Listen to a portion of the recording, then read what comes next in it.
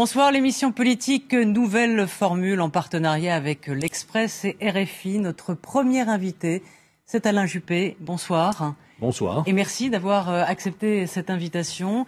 Vous serez également interrogé par Frédéric Rivière de RFI. Bonsoir. Bonsoir. Et Christian Macarian de l'Express, que je salue et à qui je souhaite la bienvenue. Donc Alain Juppé, ancien Premier ministre, vous avez été 2 fois ministre des Affaires étrangères. Vous y avez laissé votre marque, très appréciée des diplomates. Votre alter ego, socialiste Hubert Védrine, dira de vous que vous avez remis la diplomatie française sur ses pieds sous l'ère Sarkozy.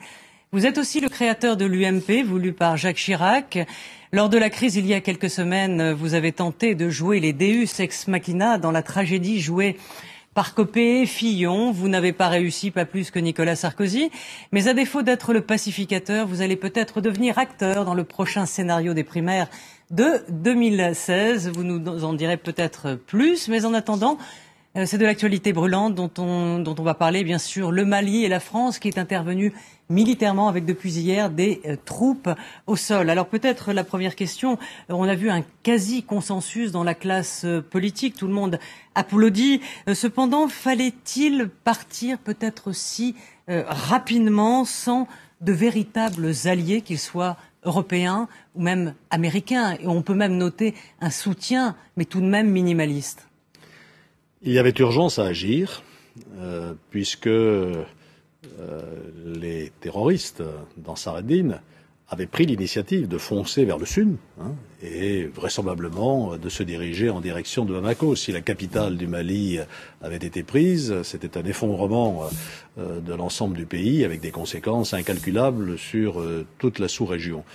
Et donc nous avons été nombreux, presque unanimes, à soutenir cette première phase de l'intervention française qui s'est concrétisée par des frappes aériennes qui ont stoppé effectivement l'avance des colonnes terroristes. Maintenant, nous sommes passés à une autre phase de l'opération qui n'était pas prévue, qui avait même été exclue par le président Hollande, qui avait expliqué qu'il n'y aurait pas de troupes françaises au sol. Je vous rappelle qu'on est dans une ère géographique où la France a été dans l'ancien temps colonisateur, et la présence de soldats français sur le sol de cette région sahélienne n'était peut-être pas la meilleure chose à envisager. On s'est lancé dans cette opération et aujourd'hui nous sommes donc confrontés à des risques extrêmement élevés et nous sommes seuls, comme vous avez eu raison de le dire. Nous avions préparé le terrain, il faut quand même revenir un petit peu en arrière. Il y a des conversations qui durent depuis des mois et des mois, notamment avec les pays de la sous-région, ce qu'on appelle la CEDEAO, la Communauté économique des États de l'Afrique de l'Ouest, qui s'était engagée à mettre sur pied une force d'intervention. Il y a eu aussi des discussions au Conseil de sécurité, des résolutions ont été prises, qui ont fixé un calendrier. Donc on ne peut pas dire que nous sommes partis dans l'improvisation. Mais je pense que la question se pose de savoir maintenant si on n'a pas été un coup trop loin en passant des frappes aériennes au déploiement au sol. Est-ce qu'il faut juste, vous avez la question à mes confrères, mais faut-il une nouvelle résolution qui soit peut-être qui pose plus le cadre? Le Conseil de sécurité, dans sa réunion de lundi, a validé l'intervention française. Ce qui est important maintenant, c'est que la communauté internationale se mobilise, que la force africaine annoncée se déploie sur le terrain.